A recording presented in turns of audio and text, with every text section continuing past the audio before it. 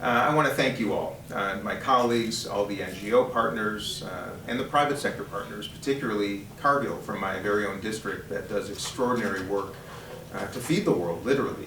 And I'm grateful to all of you for what you have been doing and what we surely still need to do. I will confess that this was not an issue that was on my radar screen in my first 4 years of Congress. And earlier this year, in March, I took the occasion to travel to Vietnam for the first time, intentionally to visit the site where my father was killed in a helicopter crash during the Vietnam War in 1969. And when we approached Dragon Mountain in Pleiku, we didn't know where to find the crash site. And an older man on a motorbike happened to pull up at the same time, who was a 5-year-old boy when the helicopter went down in July of '69, and remembered scavenging the actual crash site. So he pointed out where it was. And we asked him if he would lead us to the site. And he resisted because he was fearful that the mines that had been planted there were still in place, and was afraid to bring us there. And it was the very first time in my life that this issue very much intersected with my own.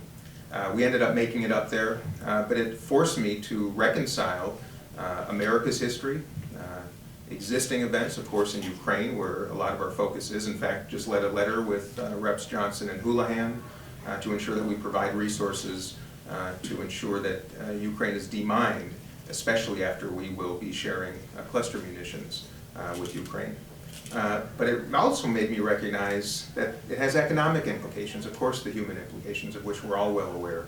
And that's why I'm so grateful for you and what you're doing and how you're doing it, because when people live in fear, when they're afraid to farm their fields for fear of explosives or, God forbid, losing their own children in those fields, it compromises all of us. So I'm here to say thank you, heartfelt gratitude.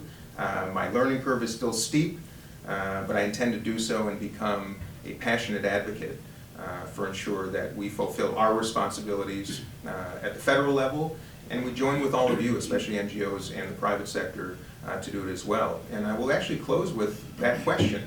How do we determine best practices? How can we learn from you about what we legislators here in Washington can do better?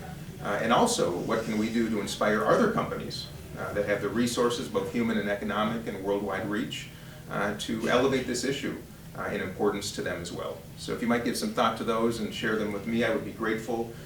Consider me your friend, ambassador, and colleague on this very important work. So thank you very, very much.